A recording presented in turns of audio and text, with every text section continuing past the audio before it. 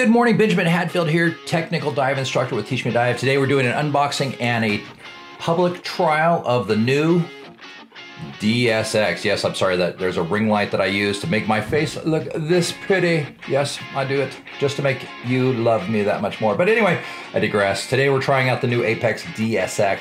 We're doing a little bit different. We're gonna do a head to head to head. Yes, that's right, we're doing the three heads. I'm sorry. But we're also comparing it to my old sturdy standard, the old daddy, the big daddy, the Shearwater Perdix. I love my Perdix, absolutely. And if you know me well enough, you know I've been diving this for years. This particular computer, I would guess, has somewhere in the neighborhood about 2,000 dives on it. 2000, I don't know, it's got a crap load, right? I've been using it for a long time. It was my first Perdix. It's special to me. So anyway, if you know me long enough, you know that I love my Perdix. We are also going to check in on the Mark II-i, the Garmin Mark II-i. I've been diving this for about 2 years now. 1,500 dives, I guess, 1,000 dives, something like that. And on a side note, a couple of marathons, a couple of half marathons. So it's definitely been a workhorse and a half. It's been a pretty great, simple watch. My issue with this watch is simply that it is small and harder to read. It's great for air temp, or your gas pressure, for air temp, for depth, for simple things like that. But as you can see, when you get underwater, it can be a little difficult to see. So anyway, I love it. It's a great, great, great daily. It's got a nice, simple, rechargeable back. The advantage to the Perdix, in my opinion, is you have this little battery compartment, sing, bing, bing, bang, bing, and you slap a AA battery in, available at any store worldwide. I don't care if you're in Palau, or if you're in communist Russia or the United States, wherever you choose to dive, you can probably find a AA battery. And as you can see, I have the one set up a little bit more advanced mode, and you might be wondering, T1, T2, yes, I only dive the twin sets or the back mount when I absolutely have to, and I've got no other choice. But we digress, because side mount is king. I'm just gonna leave that right there. If you don't like it, tell me in the comments. Anyway, we're gonna be adding the DSX to this mix of cavalcade of values, and you can see I do have that set up in side mount as well, but I will be running this in twin set mode so we can compare them all three. What we've done is I've taken my handy dandy twin sets and I've added a pod for the DSX. And now, just in case, because we believe in safety, I've also added an SPG. That is an Apex SPG as well. I've got it hooked up on a little bolt snap, nice and simple. I'll just clip that to my top, just to be safe, just to be sure. That's on my left tank hose. And on my right tank hose, I've got my little Mork and Alien setup here. This is on my right tank setup. I've got a pod set up for my Shearwater and a pod set up for my Garmin. So what we're gonna be doing for you, we are going to be taking and putting all these three in one place so we can videotape all three, and then we're gonna compare them.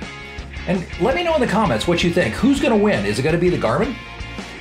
I doubt that, to be honest. I think there's a lot of Garmin fans out there. I'm a Garmin fan, but if I had to choose between a Garmin and the Perdix, sorry Garmin, you lose. So anyway, he would definitely lose. But the magic question is, DSX, Apex, or Shearwater?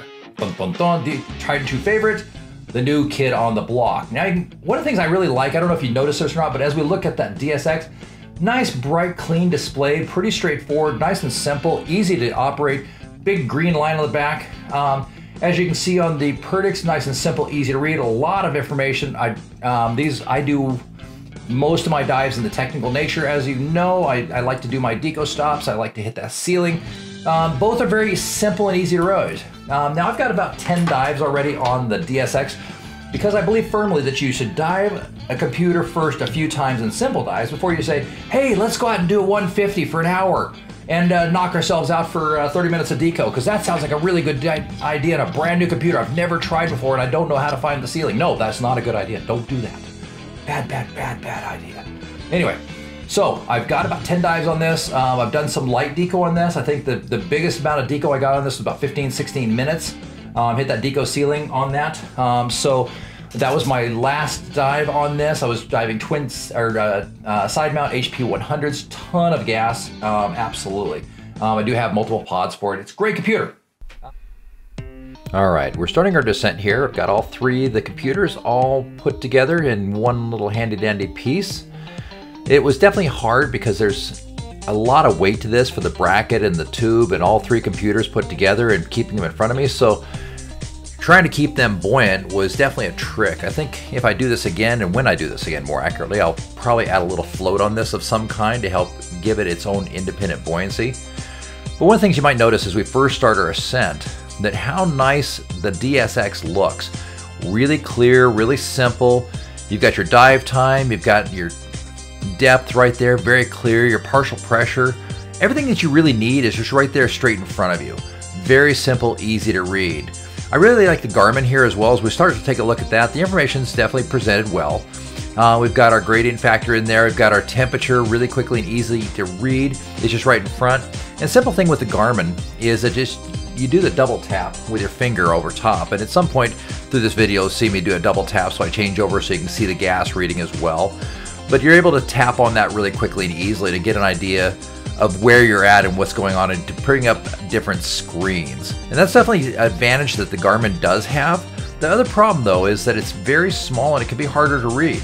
As we move over to the left, we've got our Shearwater here.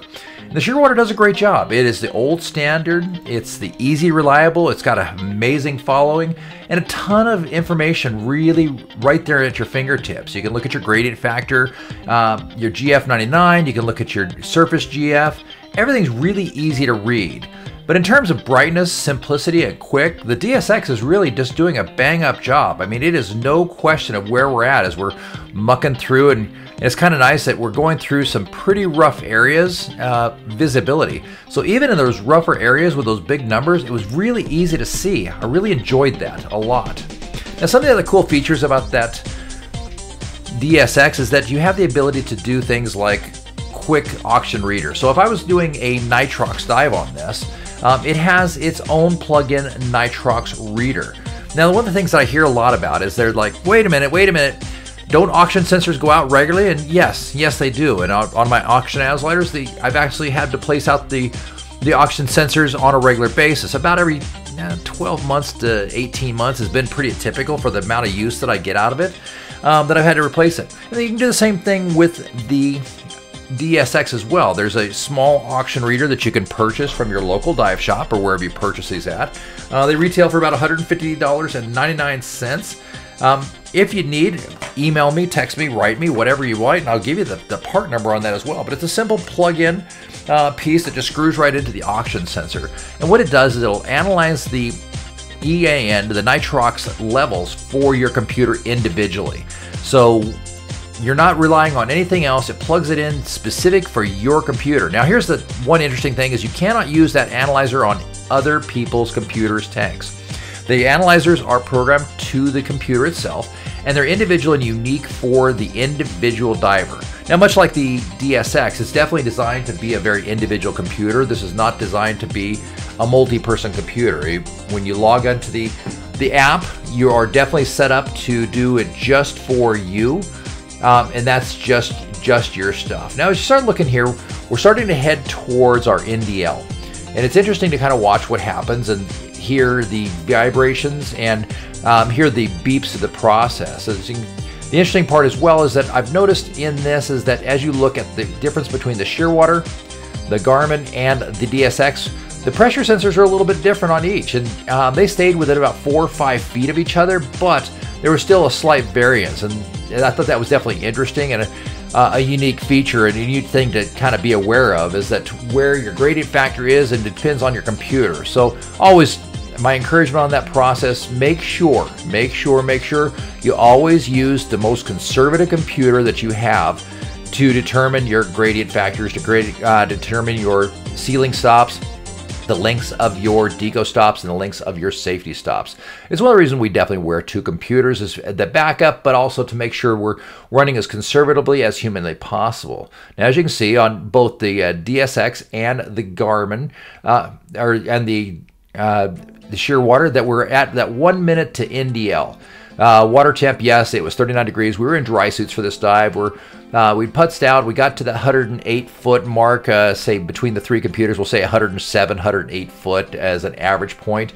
But we came back and we started coming back up, and we waited and to see what would happen. What would it look like when we went into past NDL? We started hitting into that decompression limit. Now, it's interestingly enough, the Garmin went into Deco first, and it's kind of interesting with the Garmin is as it goes into Deco, it starts giving you a sealing time, and it starts it in seconds.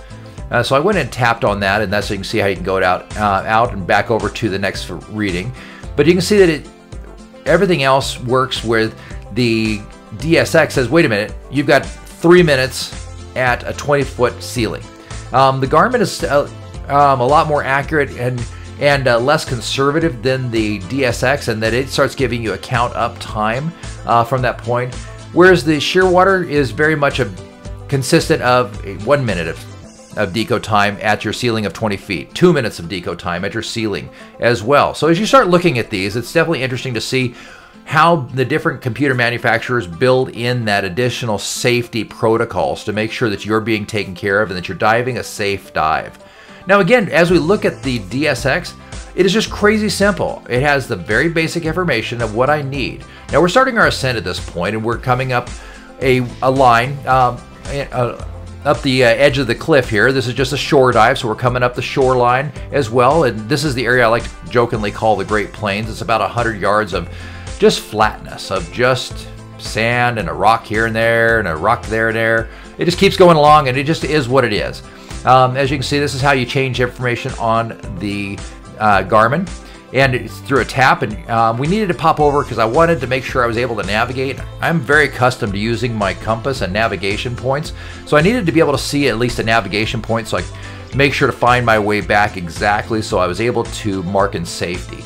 As you can see on the Shearwater, I've got a ton of gas in this. I was running twin set seals, HP 100s. Crap load of gas. I had more than enough gas to be able to accomplish this dive. For anybody out there said, wait a minute, you're in NDL. Did you plan that out? Did you pass that? No, I absolutely planned to go way past. I was trying to get to about 3 or 4 minutes of sealing time at Deco, and you can see as we look at this, the Garmin is telling us one thing. The Shearwater's got us at 2 minutes, but the DSX has gone ahead and it started with a padding of 3 minutes of deco time at 20 feet. So now we're at 4 minutes at 20 feet, whereas the Shearwater is still giving us the 2 minutes time at 20 feet. It's giving us all that great information though. We still have dive time. We still have our partial pressures right there in front of us. The nice thing is if you kind of keep an eye on the one on the right, it's got that ascent meter as well based upon the gradient factor. And then just a standard ascent meter on the left-hand side. So we started ascending a little quickly there. We were in the yellow. Oops. Up, slow down, Benjamin. You're going too fast. And up, there we go again. Back up to the green, and we slowed back down. 69 feet. Again, just be aware, for all of you who are like, your buoyancy sucks, dude. This thing was heavy. It was probably 4 or 5 pounds worth of bracket and crap that we'd put together just so we could do this video for you, to give you the idea of which one we thought is better.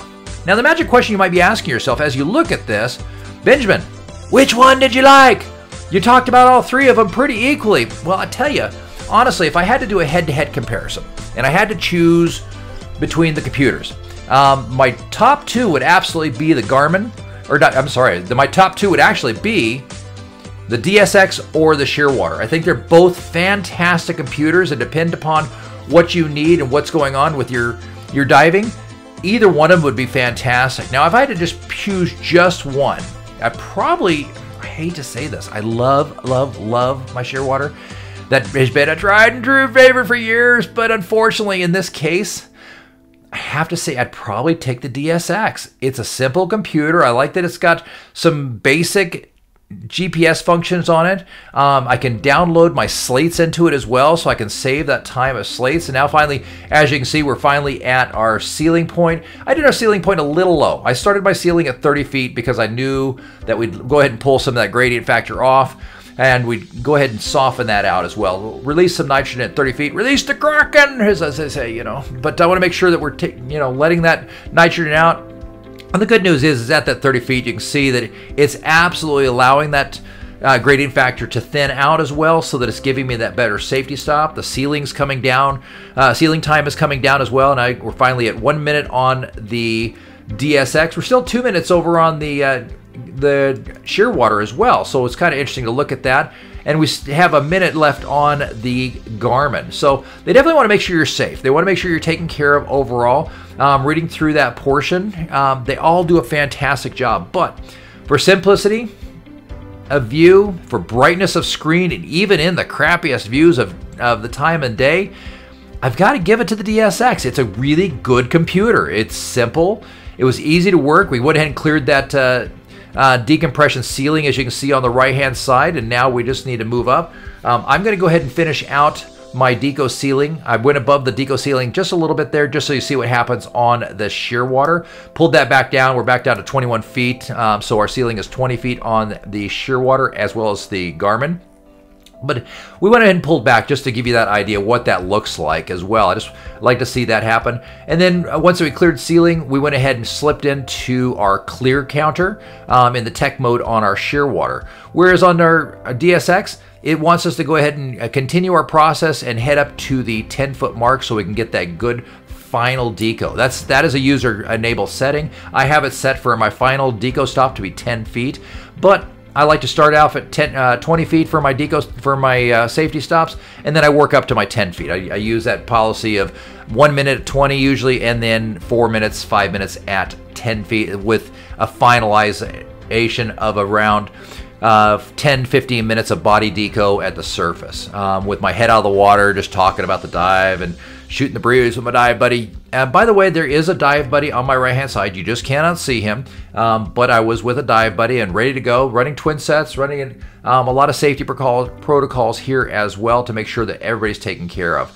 Overall, great dive. Very simple dive. We just did this for, you can see right now that we didn't do for very long. This wasn't a tremendously long dive. I think right now we're at 33 minutes total on a dive. That was a really quick dive, right? Beware, we sped this up like 200%, so you didn't have to watch the whole 33-minute dives, because that would be like watching the paint dry or grass grow. That would be just terrible. So overall, you can see that we slowed it down a little bit just for you to make sure we're taken care of. My name is Benjamin Hadfield. I'm a technical dive instructor with Teach Me to Dive. I definitely teach tech diving courses and love that. But our overall goal is, how do we connect divers with dive shops around the world to make sure that you are able to get the very best instruction. Now you can see we finally made it up to our final safety stop. I hope this was a great video. If you liked it, please like and share. Make sure you go to your comments section. There's my dive buddy over there. That's David. And there's the shore. Definitely a fun day of diving. And again, my name is Benjamin with Teach Me to Dive. Have a great day. If you like this, make sure to subscribe to our channel.